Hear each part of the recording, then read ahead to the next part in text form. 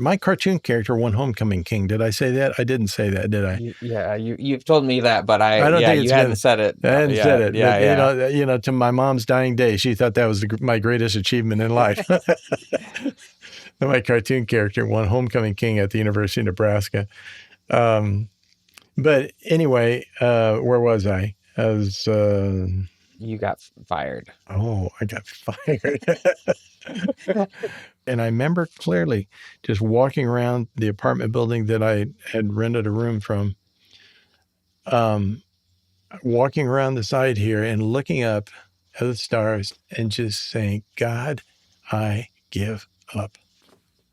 And those 4 words changed my life. Those are the 4 words that connected what I was thinking about Jesus to what I believed in Jesus. I believe that was the point in time in my life where I placed my total trust in Christ. Welcome to podcast number 4 for Banner Studios. Today, my guest is a long-term friend of mine, actually, and mentor, kind of a key person that has led to actually much of what you see me do these days. God really used him to connect me to just a lot of people that would be really major critical connections for my future. And so a lot started with him. We'll get into that later, I'm sure. But Ron Wheeler, good to have you here. It's great to be here. And that's interesting you say that I've mentored you, because I feel like you've mentored me Really? in many ways. Oh, yeah. Is that possible? I thought, younger people can't mentor Well, older when it people. comes to technology, Oh, okay. Yes. you've helped me out of a lot of jams, and you helped me find the right people to help me with my website, and so it's mutual. It's Okay, mutual. that's Is what I'm good. trying to say. That's how it should be, I think. So, so you're someone that I've always known I'd have on this podcast at some point because there's so much overlap, and just even when I came to Kansas City, I wanted to be an illustrator, and you were like the first person I met that was full-time, Legitimate? Are you going to say legitimate? legitimate Yeah. professional illustrator, Yeah. and cartoonist for most of your career, Yeah. full-time. And that really was like, wow, okay, it's possible. Yeah. So What amazes me is how you never drew until you were 22. Yeah. And I you have so started much late. talent, and it's like it was just kind of built up inside of you until it came out. Whereas I've been drawing since I could pick up a pencil. I mean, my earliest memory is being in church and my mom giving me a pencil and a little pad of paper, and while the sermon was going, I would do my little scribbly drawings to keep myself occupied. So that's my earliest memory of drawing. So I've been doing it practically from being in the crib, Yeah. So talk about that was interesting to me because I knew that that's traditionally how people had gotten into illustration, and so when you said when you were impressed with what I could do, then it was kind of like, okay, I think I've caught up at least Yeah, enough to I be think able you to. have.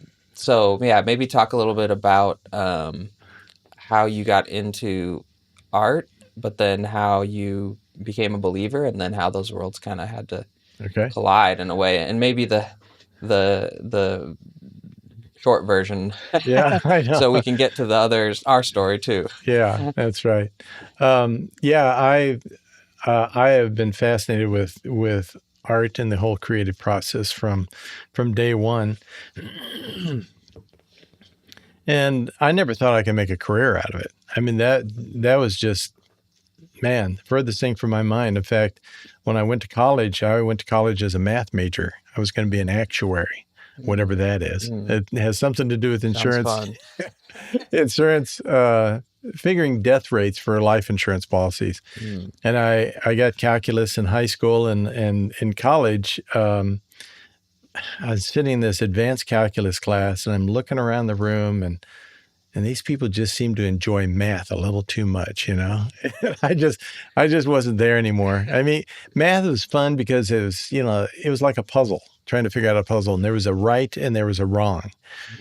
and you either got it right or you got it wrong. And it's very tangible. And I like that. There's security in that. But when it comes to some of the more intangible things like art, how do you know art is good or it isn't good? But yet I was drawn to it, whether it was painting or sculpting or just playing with my crayons or building things, whatever it is. It gave me, there's a rush that comes from it. I think most of the people that are listening to this have some kind of a creative bent. Mm, And in fact, I've got a cartoon track that the title of it is Are You Creative? And I always pass that out and it tells my story. And I scratch the itch in people. Now, are you creative? And a lot of people are embarrassed to admit that they are. mm, Or they say, well, yeah, sort of. And I say, well, what are you creative at? And and they are reluctant to tell me. mm, And because there's something that happens that everybody plays with their crayons in elementary school and drawing, and they try different things, but it quickly becomes kind of a hierarchical thing in that I found the kids were hovering around my desk to see what Ronnie would create. mm, Okay. And I just had an aptitude for it, that the other kids either didn't or they're embarrassed to try. mm, And then after a while, the lines delineate, and those who can do it or have an interest in it continue doing it. And then the more you do it, the better you get. So I often tell kids, I used to do a cartoon camp, and I'd always tell them, they'd ask me, well, how do I become a cartoonist? And I say, well, first thing you got to do is you draw and you draw and you draw. And you know what you do next? And they say, no, what, Mr. Wheeler? And I say, you draw and you draw and you draw. And then you know what you do. mhm, And this goes on and on and on until they go, I get the picture. I get the picture. You got to draw. You got to draw. And it's a matter of drawing and erasing to get it right. And there's no substitute for that.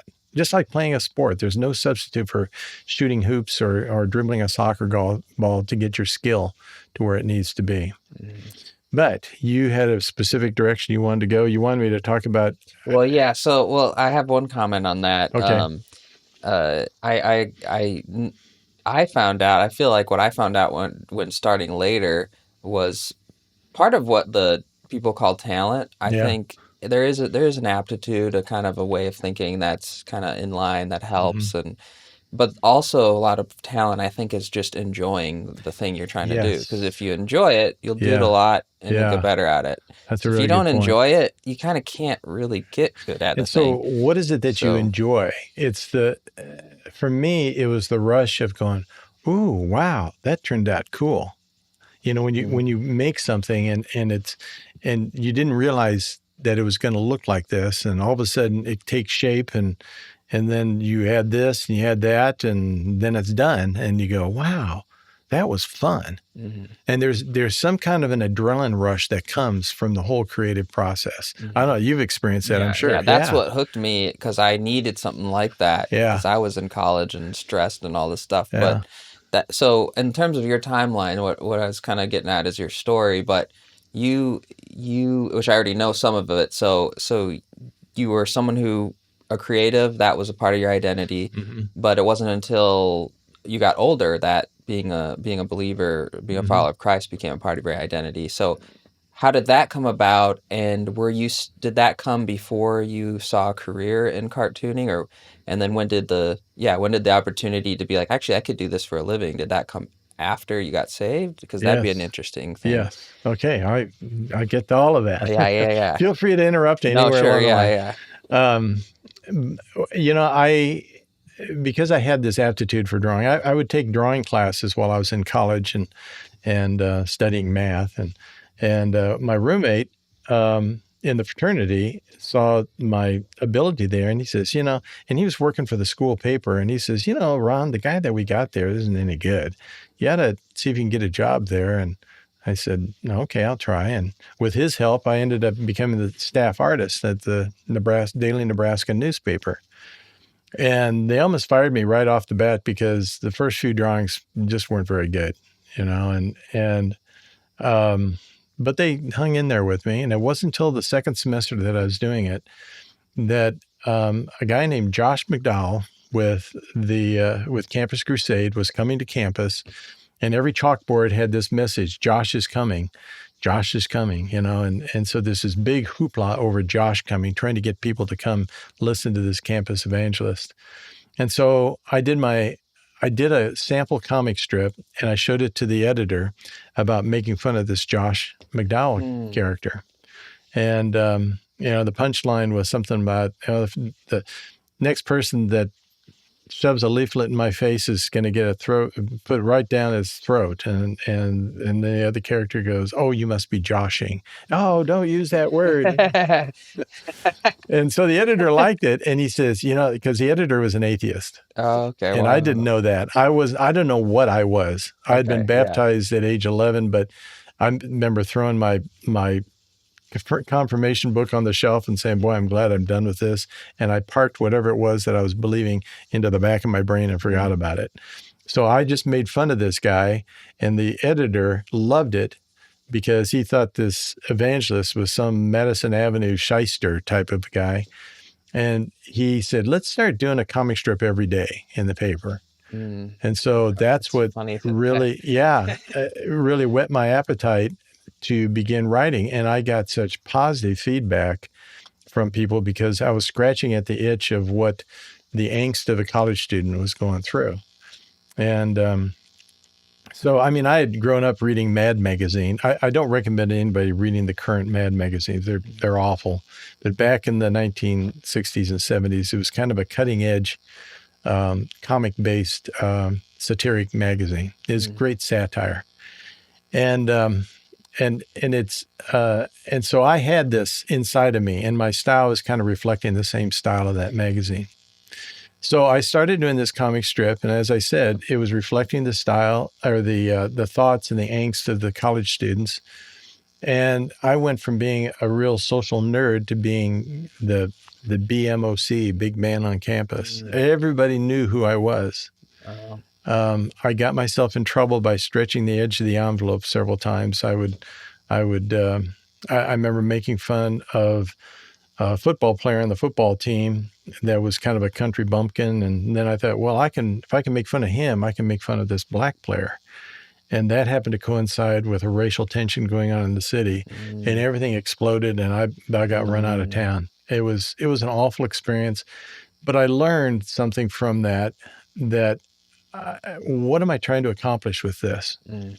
People are saying that what you're writing is writing the truth. You're speaking the truth. You're speaking to me what I'm thinking and feeling. Mm. And so I wanted to speak the truth, but I don't want to hurt people's feelings. I mean, Mm. why am I stretching the edge of the envelope in certain directions and being offensive? And I didn't Mm. want to be offensive. Mm. So that really raised some questions about why am I doing this and who am I anyway? Mm. What am I trying to reflect in this? And I took the comic strip that I was working on there in the school paper, and I took it to a newspaper syndicate. A newspaper syndicate is a company that buys features, whether they're puzzles, comic strips, editorial cartoons, advice columnists, whatever. They buy these features from contributors, and then they sell them to thousands of newspapers. So So at this point, had your internal kind of dialogue shifted more to like, I want to be a comic strip artist? It did. It It just, did. And not because of, people thought it was because of the notoriety. And it wasn't because of the notoriety. It was because well, you remember an old movie before you were born. It was called Chariots of Fire. oh yeah, You we've saw it? talked about it. Have Because we? I've said it's one of my favorite movies. Is it? It's like right there at the It top. was a mainstream Yeah, Christian based film, or reflected Christ pretty accurately. yeah. And it was made in 1980 or 81, somewhere in there. And actually, I think it won the Academy Award for Best Picture. The But there, soundtrack is very good too. It's the yes. same guy who did the soundtrack for Blade Runner, which is really an interesting Well, that's thing. interesting. Yeah, but Well, which is, I mean, that's two it's different very types of, synth. Yeah, yeah, it's yeah, kind of funny how with the the times. synthesized sound. Yeah. Yeah.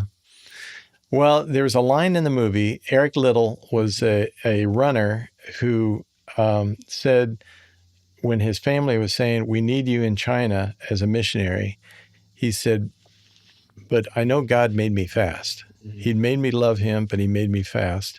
And he said, "I feel God's pleasure when I run." Mhm. That is an incredible line.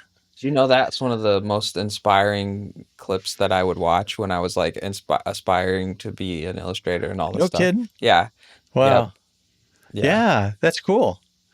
Wow, I did not know that about you. That's good to hear because it inspired me too. That and the scene where he's talking to the people in the rain, and he's you know, he says something like, everyone likes to watch a race, you know, and there's you experience elation when the winner breaks the tape.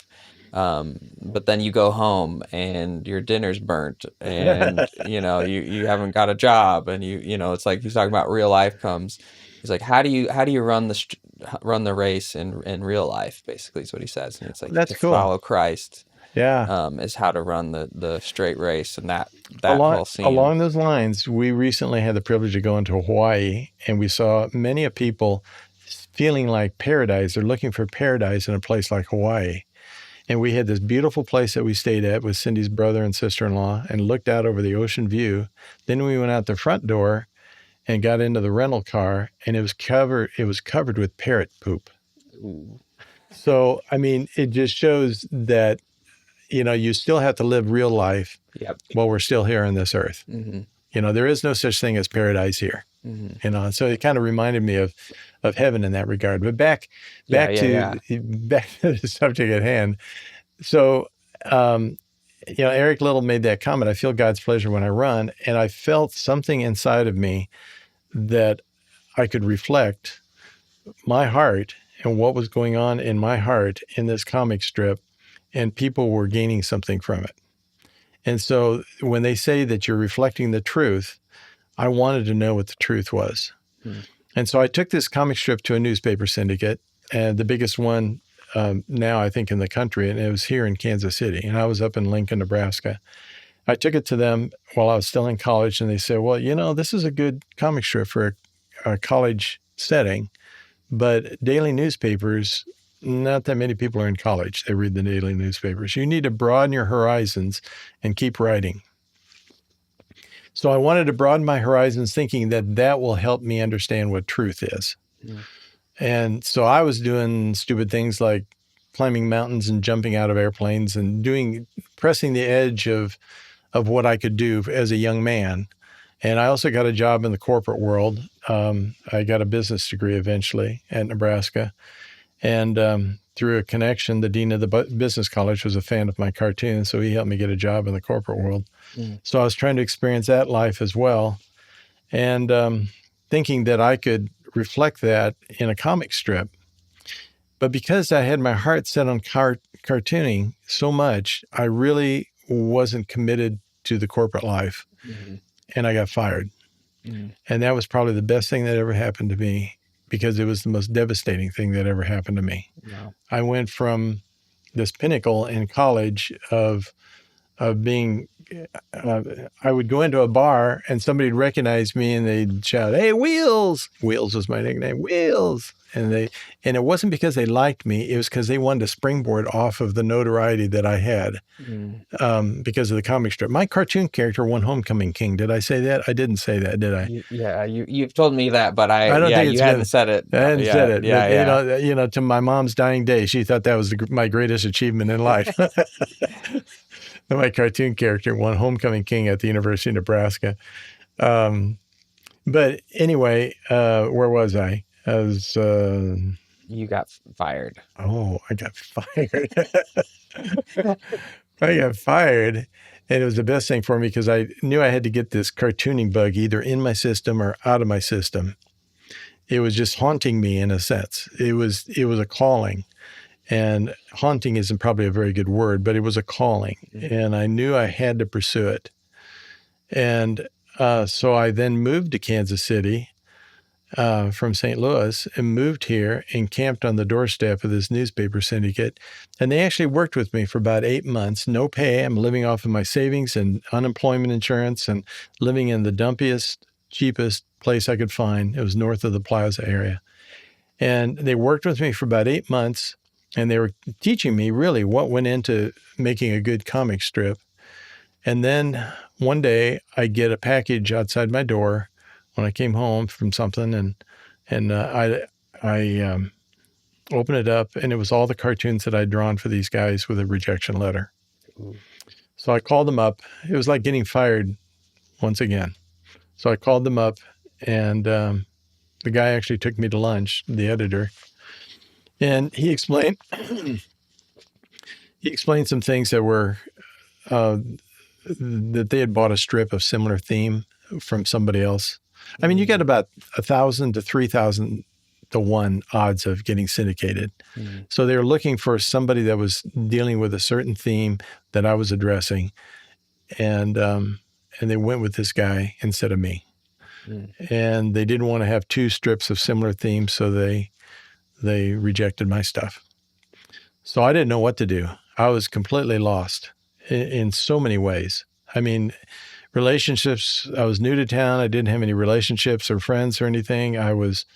What friends I did have were from college, and they wanted to talk about my comic strip in college. And I didn't want to talk about it because I felt like this horrible loser and all this kind of stuff. And and life wasn't going well. It just wasn't going well at all. And I was really searching for direction. And I tried to find some work somewhere just to get by so I could figure out my next step. And none of the doors would open. I tried to become a waiter or work in a warehouse or whatever, and couldn't get anything. And I was getting desperate. Coincidentally, at this time, I was going to church for the first time since I was a kid. My parents went through a church split, and they hung in there long enough for me to go through that confirmation class that I love so much. Um, and so I hadn't been in a church for a good, probably 10 years, not on a consistent level anyway. And so I had been going to this church because I knew I needed help above anything I could do in my own strength. I dabbled in some new ageism before this, dabbled in a variety of things, looking for truth, looking for direction. And finally, and thankfully, I came to the end of myself. And what that didn't mean I was suicidal. What it meant was and I remember clearly just walking around the apartment building that I had rented a room from, walking around the side here and looking up at the stars and just saying, God, I give up. And those 4 words changed my life. Those were the 4 words that connected what I was thinking about Jesus to what I believed in Jesus. I believe that was the point in time in my life where I placed my total trust in Christ. And I gave up everything. I gave up my desire. I was getting it out of my system. I wasn't going to draw cartoons anymore. I gave that up. I gave up everything. I just wanted to be right with God. I didn't care what it was I did next. I just wanted His guidance. And then the very next day, I look out the window of my apartment, and this apartment is just an old farm building that had 3 stories in it, and they'd broken up into apartments. And somebody downstairs turned on the water. I didn't get any water upstairs. It was like $120 a month, and that included utilities. I mean, it was a dump. And there's a busy street in front, and I looked across the street, and I saw out the window, I saw these 3 dilapidated houses that had boards over the windows. And I saw some people talking in front of them. I thought, there must be a business going on in there. So I wandered across the street and I said, do you guys need any help? I need to earn some money here. I'm out of money. And so they took me into the boss's office, and it's a husband-wife team, and they're asking me questions. And they said, do you know what we do here? And I said, no, I don't know. And they said, no, this is an audiovisual production company. We make slideshows for different clients, like an airline company. We will do photos and type slides and so forth. And I said, okay. And I said, I'll be happy to just empty trash or sweep the floors or whatever you want. I just need something to get by. And well, what have you been doing? And I told them that about my history of being in the corporate world and then trying to syndicate a comic strip. And they go, wait a minute, what did you say? You're a cartoonist? I go, I don't know. Yeah, I guess you could say I'm a cartoonist. Kind of, maybe. And they said, well, we had a cartoonist working here who left 3 months ago, and we've never been able to find the right guy to fill the job. And they sent me home to do a test drawing of a jet TWA Airlines was one of their clients. I needed to draw a jet skiing down a mountain. Okay, so it's a difficult drawing because you got to draw a technical object and animate it with some facial features, and you got to draw snow, which is not easy to draw. I went out and got some photo reference and brought it back and did the best drawing you can imagine. It was on a big sheet, maybe about 32 by 32, and I brought it to them, unrolled it, and put it on the table, and they looked at it, and I saw their eyes, get big. You see the whites of their eyes all the way around. They go, "This matches this guy that left 3 months ago." And they hired me and put me to work that day, and it was the day after I placed my trust in Christ. The day after. The day after, Wow. yeah. And I realized, wow, this God has got this after all. Mm. It's funny hearing like it fresh and kind of tracking from the beginning, because what's interesting is kind of so God made you and you have this creative bent and you go through these things, but you're not like serving him, you're not haven't given your life to him. But that creative thing, it actually ends up sabotaging your normal trajectory of Yes, safety. yes, that's Like you exactly you right. you couldn't let it go, and that lost you the job in the corporate world. Yes, that's exactly right. Only a creative would understand that. Yeah. And And so then so then you get to the point where, okay, well, I'll just make this the thing and embrace that, and then but then it still didn't work. right, Just that creative um, passion. So it sabotaged you, and then it couldn't ultimately save you, but right. you still love it, and you still have that in you, and then you get brought to a point where you receive Jesus, but at that point you were willing to give that up as well, and then it's such a pattern of God to then bring you to that place. I mean, I've through my own testimony, it's like, and many of her other people's testimonies, it's like that end of yourself place where you Mm, feel like you'll never get any of the things back. The Job place. It's like everything is lost, but if you get to that place and then you find, that really all you need is God, all you need is Jesus, mm-hmm, and you get to that place and you cross that threshold, and then he starts to bring the things back, mm, all that you thought you couldn't, so it's whoever loses his life will find find it. it. Yeah. Yeah. It's just a It is amazing. interesting to It see is that. amazing. Yeah. What's amazing is, just as Paul was knocked off his horse and God revealed himself, Christ revealed himself to him in this beam of light and blinded him. That was a testimony that stayed with him his whole life and became the strength for what he was able to do in his ministry and suffer incredible pain in the process because he had a personal encounter with Jesus Christ. And that's all you need. Mm-hmm. That was enough. Mm-hmm. So when people ask me how to become a cartoonist, and I get this question a lot, I say there's three things. One of them, you have to be called to do it. Another one is you have to have the talent. But the third one is you have to have the perseverance. Mm-hmm. So Paul had that perseverance to continue on. He was called to do it. He had the talent. He was this Pharisee of Pharisees, man. And then he had the persistence to do it. And because being a cartoonist as a profession has never been easy. Mm-hmm. It's and I'll expand on that. I would say for me, those three things: the calling, I saw I was called now, and the talent. God obviously had given me the talent. The perseverance part, that's what came through working at this place and then eventually freelancing for Christian ministries and publishing companies.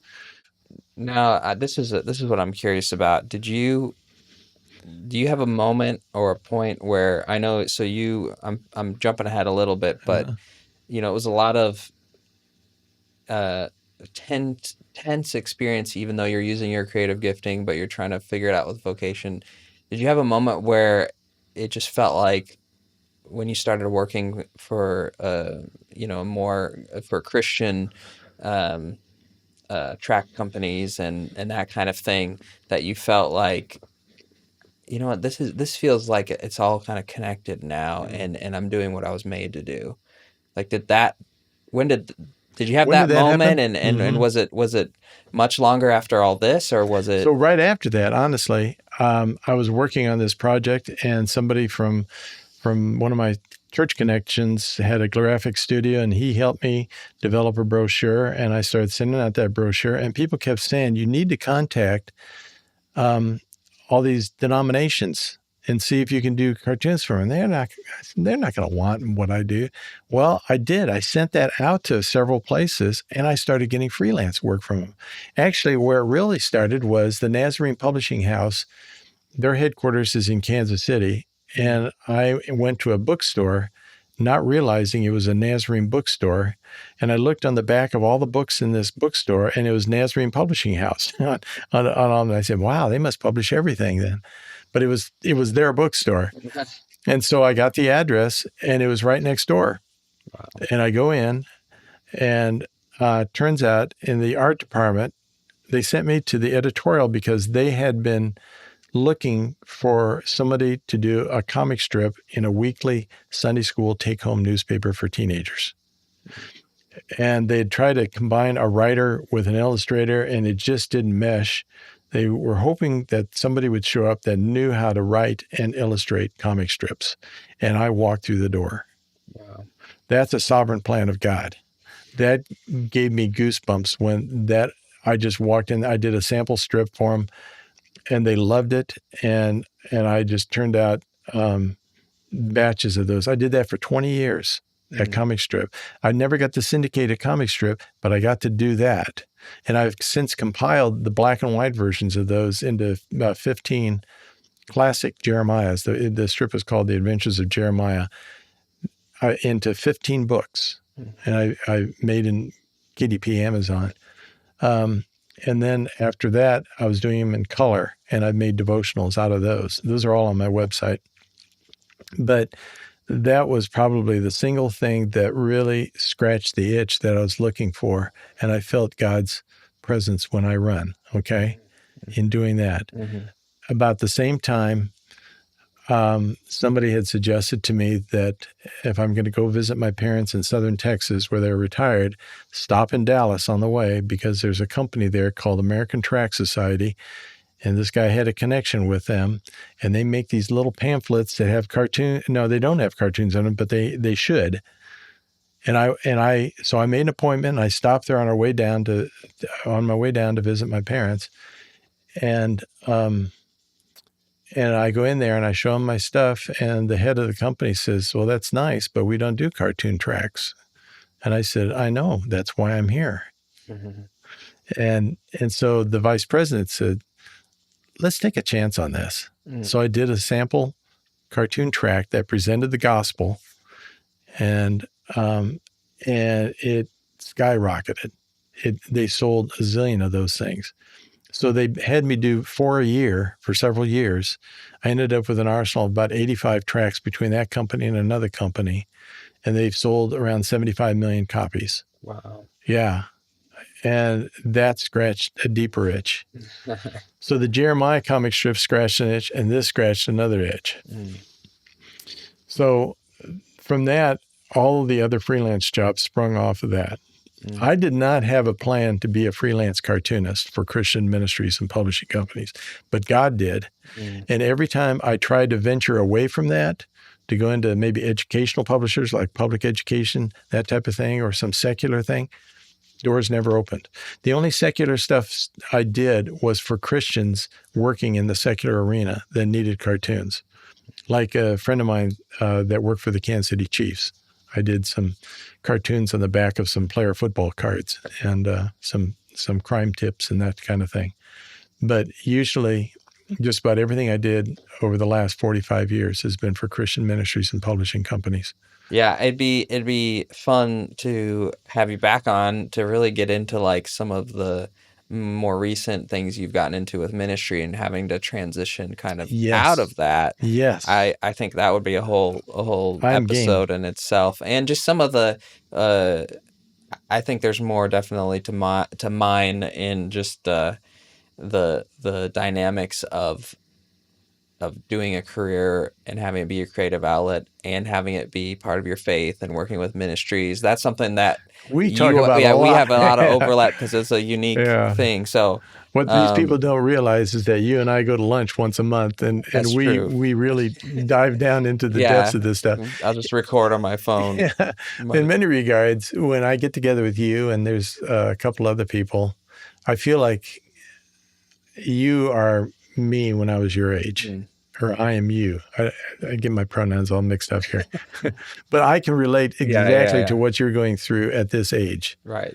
It's just And the context of the world is different yes, in the actually, the median. world is pretty crummy. I mean, it was pretty crummy back then when I was getting abuse. It's always going to be crummy, Yeah.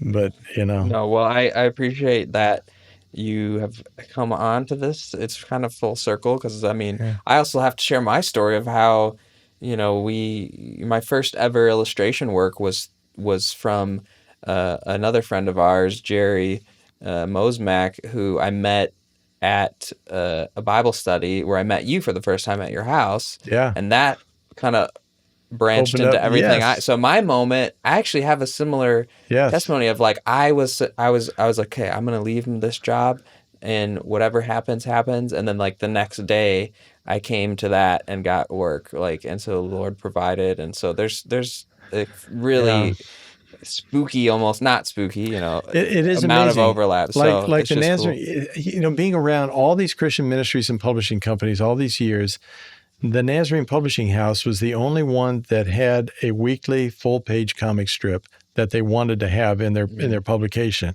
And I worked with all of them. And guess where they're located? They're located right your here in Kansas backyard. City. Yeah. Yeah. I mean, God had this whole thing orchestrated from the beginning. He just needed me, and he had to wait for me to come to the end of myself before he could open up the door. Well, and that's the if you really follow the whole story, I think from the beginning, that's the like, you know, sometimes I think I've really focused on, okay, what is the thing I need to do as a creative, and but really it's this, I mean, seek first the kingdom of God and all these things will be added to you. I mean, that's kind of the simplest way to put it. You can just hear that, and when you hear the testimony of others, I hope that's what people start to hear a pattern of in these In these podcasts. podcasts. Yeah. So, I really hope and pray that a lot of people pay attention to this podcast, because the theme that you're dealing with is mm, so critical. It is so critical because in many regards, the church has alienated the creative people. mm, yeah. It really Well, has, that's a and big, not by intention, yeah. but just because we are so locked into our rules and and believe me, I'm a big fan of the navigators, but they have a lot of systemic way Hmm. of being able to build your faith over a period of time. Well, creatives don't always think that way. They can go for 48 hours straight and then crash for a day. Hmm. We're just built different. Yeah. Yeah. And I have a real heart for them. And those are the kind of people I like to disciple. Yeah. Well, and that's a big mission of this whole thing in Banner Studios Yeah, is getting the church back in a place where it's proud of the art that it makes, and I think that's been happening. But and that's a lot of history has been the church drove the arts in so many ways. that's true. So it's more of a modern context issue that we just need Hmm. to get back to some of those Right. things. So, well, thank you for watching this episode of the Bannerd Studios podcast. I hope you enjoyed it, and I am looking forward to seeing you next time. Thanks.